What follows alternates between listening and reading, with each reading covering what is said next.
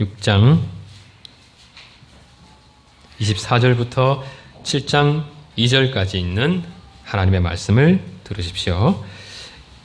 이후에 아람 왕 벤 하닷이 그의 온 군대를 모아 올라와서 사마리아를 에워싸니 아람 사람이 사마리아를 에워싸므로 성중이 크게 줄여서 나귀 머리 하나에 은 80세겔이요 비둘기똥 4분의 1 갑에 은 5세겔이라 하니 이스라엘 왕이 성 위로 지나갈 때에 한 여인이 외쳐 이르되 나의 주 왕이여 도우소서. 왕이 이르되 여호와께서 너를 돕지 아니하시면 내가 무엇으로 너를 도우랴. 타작마당으로 말미암아 하겠느냐 포도주 틀로 말미암아 하겠느냐 하니라. 또 이르되 무슨 일이냐 하니 여인이 대답하되 이 여인이 내게 이르기를 내 아들을 내놓아라. 우리가 오늘 먹고 내일은 내 아들을 먹자 하매 우리가 드디어 내 아들을 삶아 먹었더니 이튿날에 내가 그 여인에게 이르되 내 아들을 내놓아라. 우리가 먹으리라 하나 그가 그의 아들을 숨겼나이다 하는지라. 왕이 그 여인의 말을 듣고 자기 옷을 찢으니라. 그가 성 위로 지나갈 때에 백성이 본즉 그의 속살에 굵은 배를 입었더라. 왕이 이르되 사밧의 아들 엘리사의 머리가 오늘 그 몸에 붙어 있으면 하나님이 내게 벌 위에 벌을 내리실지로다 하니라. 그때에 엘리사가 그의 집에 앉아 있고 장로들이 그와 함께 앉아 있는데 왕이 자기 처소에서 사람을 보냈더니 그 사자가 이르기 전에 엘리사가 장로들에게 이르되 너희는 이 살인한 자의 아들이 내 머리를 베려고 사람을 보내는 것을 보느냐. 너희는 보다가 사자가 오거든 문을 닫고 문 안에 들이지 말라. 그의 주인의 발소리가 그의 뒤에서 나지 아니하느냐 하고 무리와 말을 할 때에 그 사자가 그에게 이르니라. 왕이 이르되 이 백재앙이 여호와께로부터 나왔으니 어찌 더 여호와를 기다리리요. 엘리사가 이르되 여호와의 말씀을 들을지어다. 여호와께서 이르시되 내일 이맘때에 사마리아 성문에서 고운 밀가루 한 서알을 한 세겔로 매매하고 보리 2서알을 한 세겔로 매매하리라 하셨느니라. 그때 왕이 그의 손에 의지하는 자 곧 한 장관이 하나님의 사람에게 대답하여 이르되 여호와께서 하늘에 창을 내신들 어찌 이런 일이 있으리요 하더라. 엘리사가 이르되 네가 내 눈으로 보리라. 그러나 그것을 먹지는 못하리라 하니라. 경배송은 86종입니다. 엘리사를 잡으러 왔던 아람의 군대는 하나님께서 함께한 엘리사에게 붙잡혔고 요람 왕의 군대에 포위되어서 몰살당할 뻔했습니다.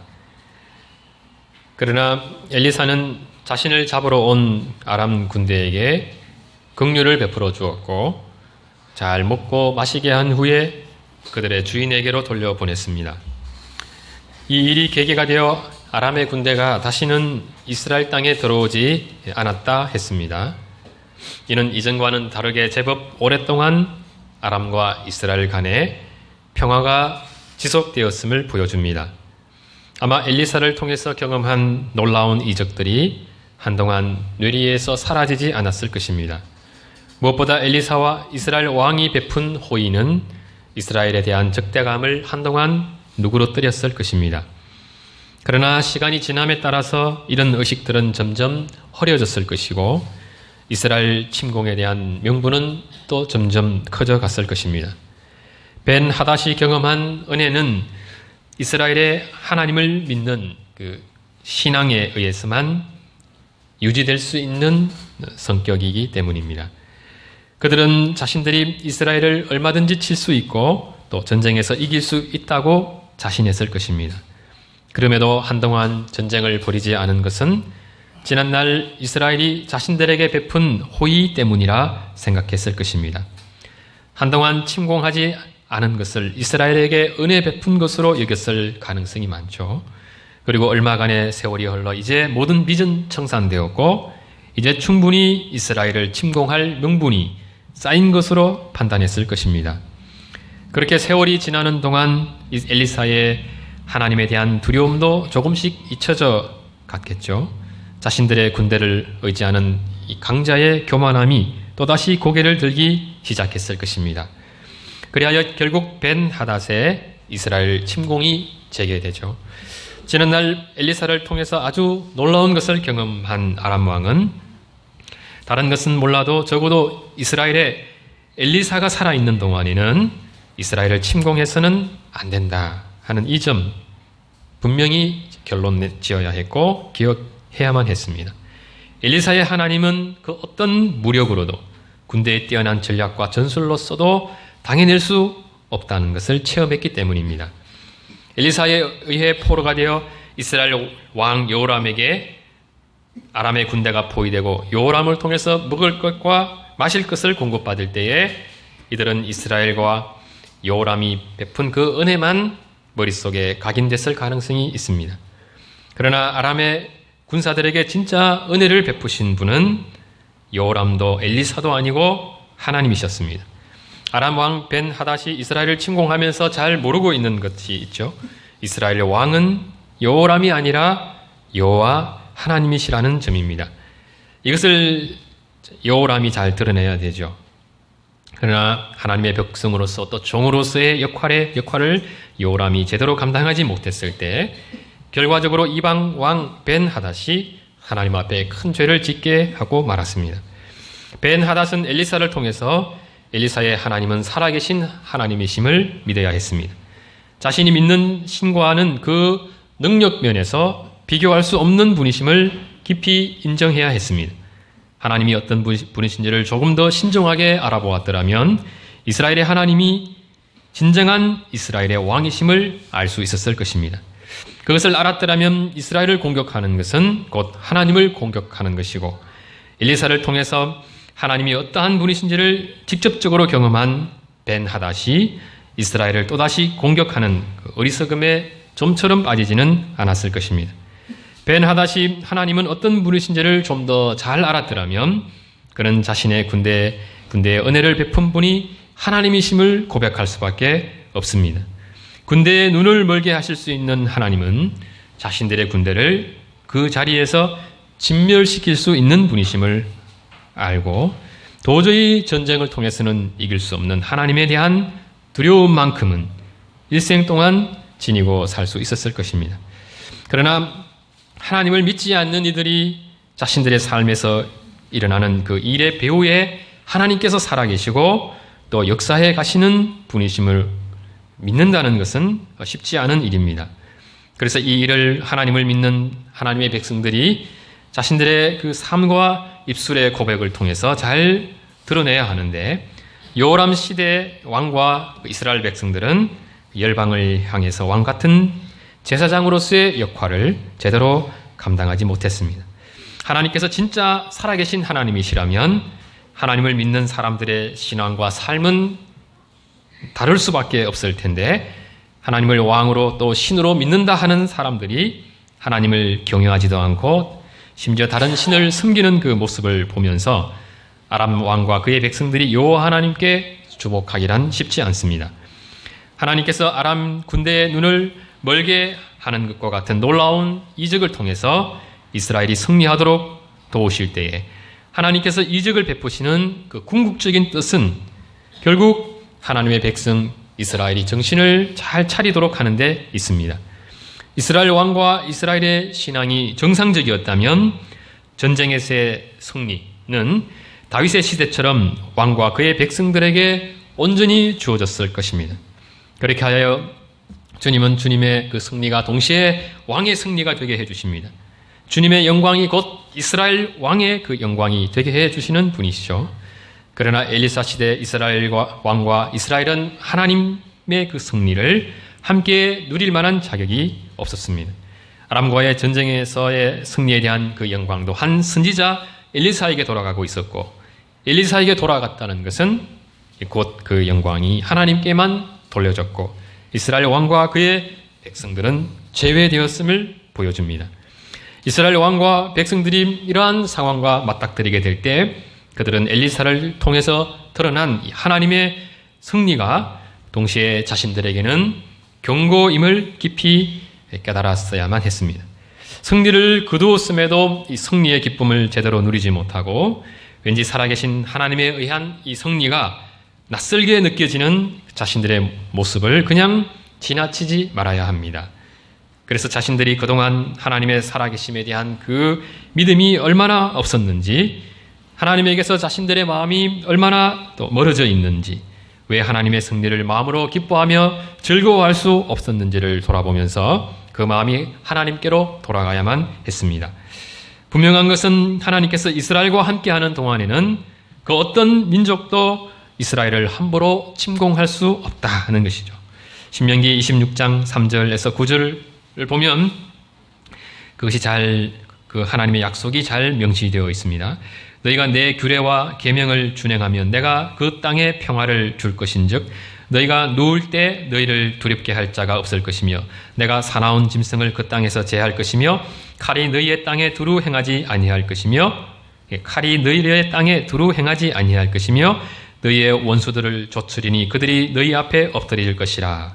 또 너희 다섯이 백을 쫓고 너희 백이 만을 쫓으리니 너희 대적들이 너희 앞에서 칼에 엎드러질 것이며 내가 너희를 돌보다 너희를 번성하게 하고 너희를 창대하게 할 것이며 내가 너희와 함께한 내 언약을 이행하리라 했습니다. 그러므로 아람 군대가 칼을 들고 이스라엘 땅에 마음대로 활보하고 다닐 때에 이스라엘이 가장 먼저 생각해야 할 것이 무엇이겠습니까? 우리가 하나님의 규례와 계명에 순종하지 않았다는 것입니다. 그 순간에 이스라엘은 자신들의 국력이나 왕의 리더십이나 백성들의 애국심을 생각하기 쉽죠. 이방 나라가 우리보다 더 잘 살고 군사력이 강하기 때문에 그것은 어쩔 수 없는 일이라 생각하기 쉽습니다. 이 세상은 결국 약육강식 그 논리에 의해 지배되는 세상이라고만 생각하기 쉽습니다. 그러나 하나님의 백성은 달라야 되죠. 자신들의 조상들에게 주신 그 약속의 말씀은 지금도 유효한 말씀임을 믿어야 합니다. 그 말씀에 의지해서 자신들에게 벌어지고 있는 일들을 해석할 줄 아는 영적 안목을 지니고 있어야 하죠.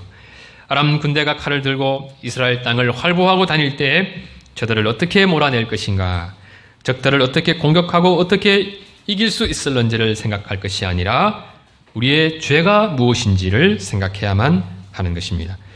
신앙생활을 나름대로 한다고 한 것 같은데 하나님 앞에 우리가 지은 죄가 무엇이고 무엇이 잘못되고 있는지를 돌아보고 주님의 뜻대로 돌아가는 일을 우선적으로 감당해 가야 합니다. 이 시대를 살아가는 우리 그리스도인들도 이 점을 항상 기억하면서 살아가야 합니다. 그리스도인들의 삶 역시 사도 바울의 말씀대로 결국은 영적 군사로서의 전투하는 삶이죠. 그러한 삶을 살아가는 그리스도인들이 하나님과 바른 관계 속에 머물러 있을 때 우리 삶 속에는 하나님께서 베풀어 주시는 지속적인 승리가 나타나게 됩니다. 과거 이스라엘 같으면 하나님께서 선물로 주신 그 가나안 땅에서 부유한 삶을 누리고 외세의 침략으로부터 보호받는 것이죠. 하는 일마다 하나님의 은혜로 말미암아 형통함을 경험하는 것입니다. 그런데 신약 시대를 살아가는 그리스도인들에게 있어서 이 형통함이란 이 땅에서 부유해지고 또 성공하는 데 필요한 그러한 형통함과는 다른 의미의 형통함입니다. 우리 시대의 하나님의 백성들에게 하나님께서 허락해 주시는 형통함이란 무엇이겠습니까? 하나님의 뜻대로 살아가는 데 있어서 막힘이 없게 해주겠다는 것이죠. 오늘날 그리스도인들에게는 돈이 하나님의 뜻대로 살아가는데 막힘이 될 수 있습니다. 이 땅에서 잘 먹고 잘 살려고 하는 마음이 걸림이 될 수 있죠. 그래서 사도 바울은 디모데전서 6장 10절에서 다음과 같이 말씀합니다. 돈을 사랑함이 일만하게 뿌리가 되나니 이것을 사모하는 자들이 미혹을 받아 믿음에서 떠나 많은 근심으로써 자기를 찔렀도다. 때로는 하나님을 믿는 나를 핍박하는 사람들이 하나님의 뜻대로 살게 하는데 걸림이 될 수 있습니다. 그러나 주님은 너희가 환난을 당하나 담대하라 또 하셨습니다. 내가 세상을 이긴 것처럼 너희 믿음이 결국은 세상을 이길 것이라 하셨습니다.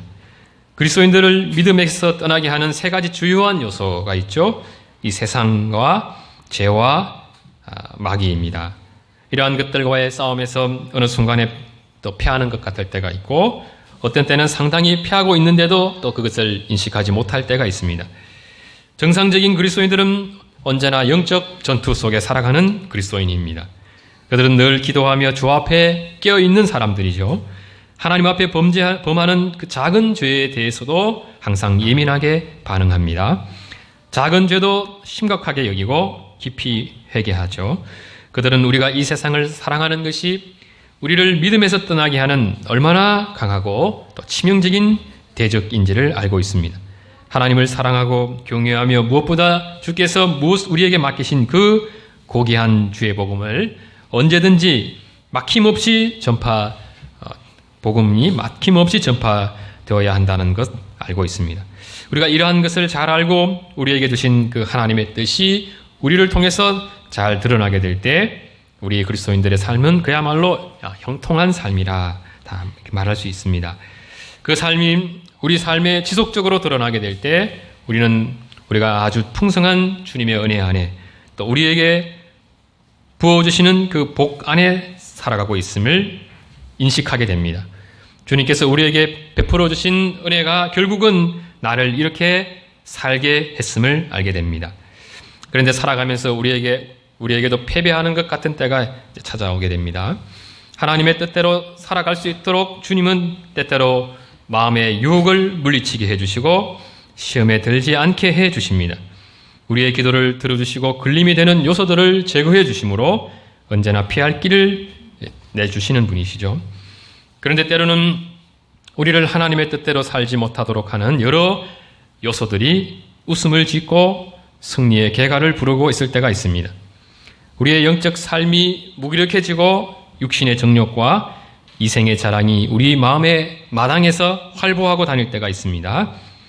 한때 나를 핍박은 할지언정 무시하지는 않았던 사람들이 더 이상 핍박은 하지 않지만 참 신앙인으로 인정치 않고 무시하는 일이 생겨날 수가 있습니다.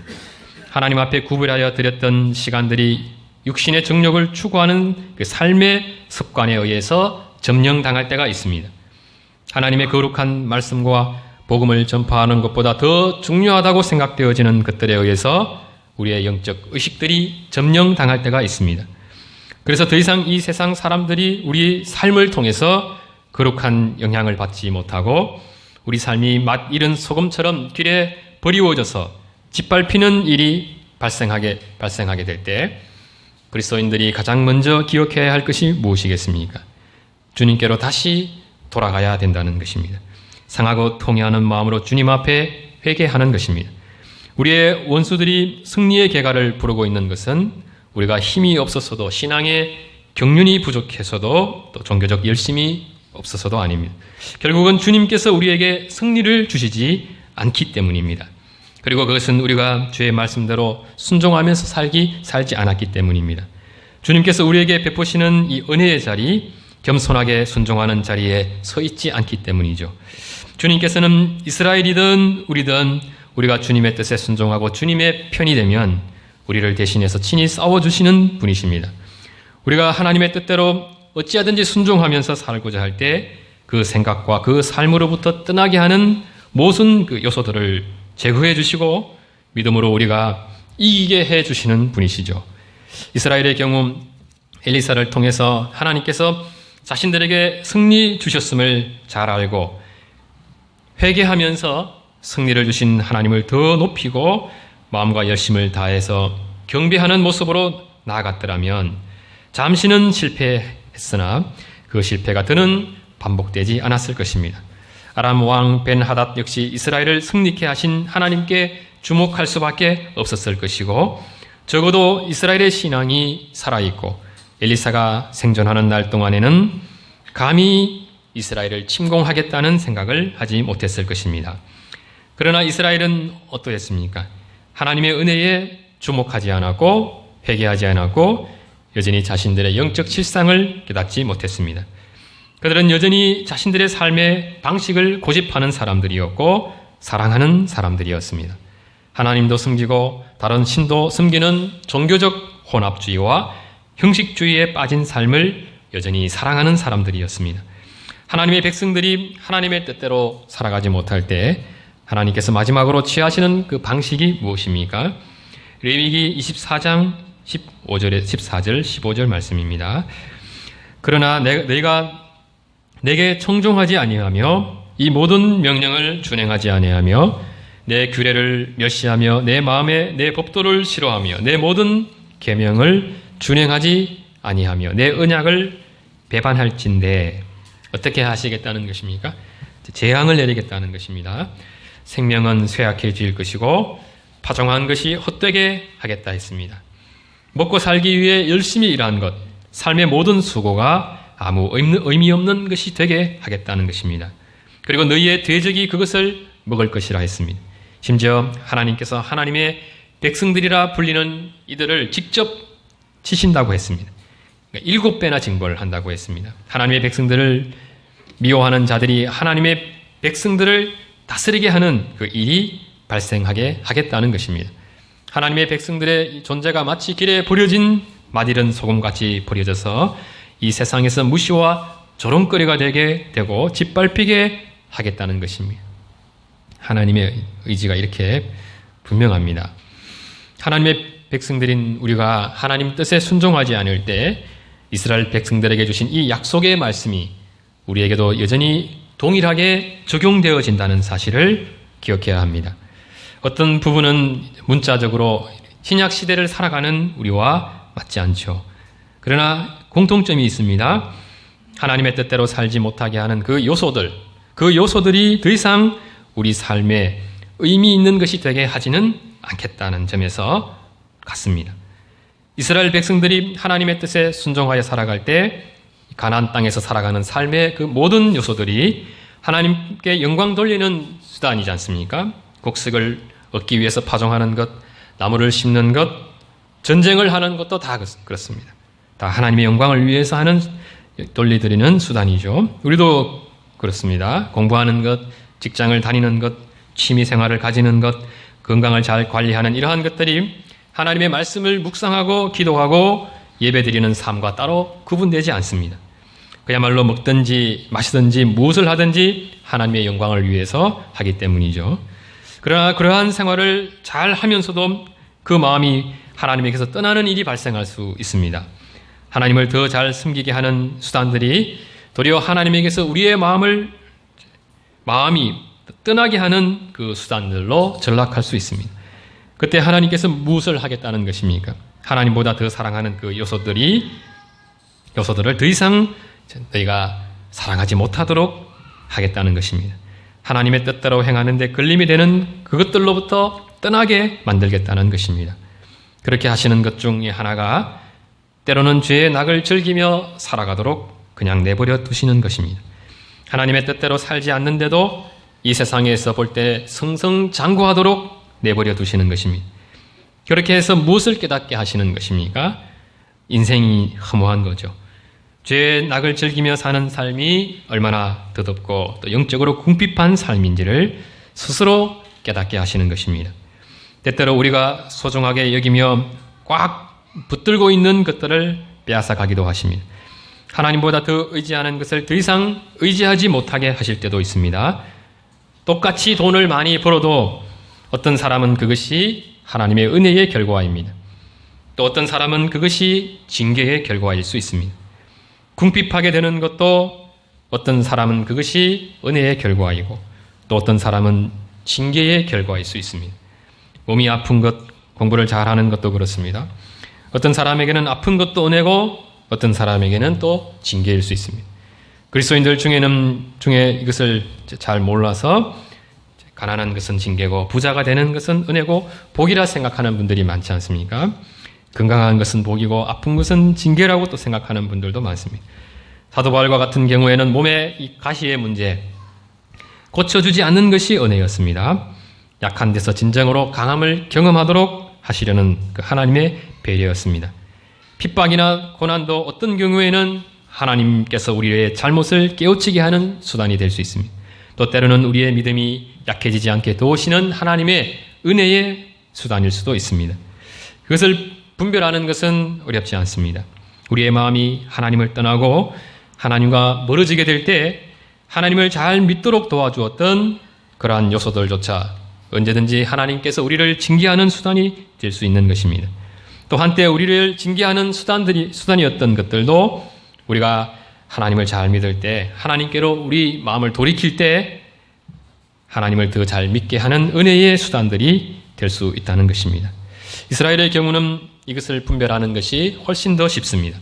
이스라엘 땅에 아람 군대가 칼을 들고 활보하고 다니는 것 자체가 하나님께서 이스라엘에게 내리신 그 심판의 한 측면입니다. 그런 심판 중에도 주님은 엘리사를 통해서 이스라엘을 구원해 주셨습니다.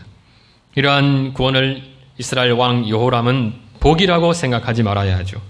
지금까지의 종교적 삶이 하나님의 뜻에 부합해서 베푸신 은혜가 아니라 이것은 너가 계속 그렇게 신앙생활을 하면 망한다 하는 것에 대한 경고의 메시지입니다. 이러한 하나님의 경고에 여호람과 이스라엘이 전혀 귀를 기울이지 않았다는 것이 24절부터 나오는 이 사건에서 잘 드러나 있습니다. 아람 왕 벤 하닷이 그의 온 군대를 모아 올라와서 사마리아를 포위했습니다.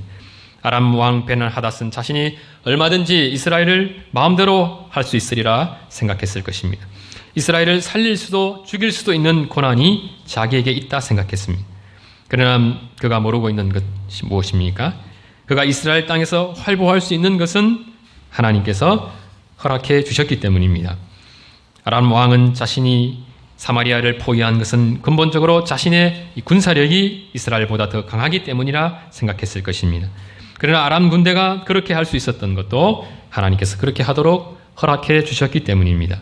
근본적으로 이스라엘의 왕이신 하나님의 허락 없이 다른 나라 군대가 칼을 들고 이스라엘 땅에 마음대로 들락날락 할 수 없기 때문입니다. 지금 주님의 관심은 벤 하닷의 승리에 있는 것이 아니죠. 이스라엘의 심판에 있습니다. 그리고 주님께서 이스라엘을 징계하시는 것은 궁극적으로 이스라엘이 승리하도록 하기 위함입니다. 하나님께서 살아계신 줄을 알고 두려우신 하나님 앞에 회개하고 돌아오도록 하기 위함입니다. 그것이 참으로 그러하다는 것을 우리는 이스라엘 왕 여호람과 그리고 그가 총애하는 한 장관의 모습에서 살펴볼 수 있습니다. 우리는 그들에게서 이스라엘의 죄악의 한 단면을 보게 됩니다. 또한 성이 포위되어 기근에 시달린 이스라엘 백성들이 자신들의 자식을 삶아먹는 그 모습에서 레위기와 신명기에 기록된 그 하나님의 심판에 관한 말씀이 그대로 성취되고 있는 것을 보게 됩니다. 그리고 그러한 심판의 때에도 하나님께서 엘리사를 통해서 큰 긍휼을 베푸시고 또 아람 군대를 물리쳐 주심으로 이스라엘을 향한 하나님의 마음은 결국 이스라엘의 참된 회개에 있었다는 것을 보여줍니다. 다음 주에 이 부분에 대해서 자세히 살펴보도록 하겠습니다. 기도드리겠습니다. 거룩하신 하나님 아버지, 주께서 이스라엘이라고 하는 구약시대에 선택된 하나님의 백성들을 다뤄가시는 방식들 속에서 오늘날 우리 그리스도인들에게 두신 하나님의 뜻이 무엇인지를 아주 구체적으로 들여다볼 수 있도록 도와주셔서 감사드립니다.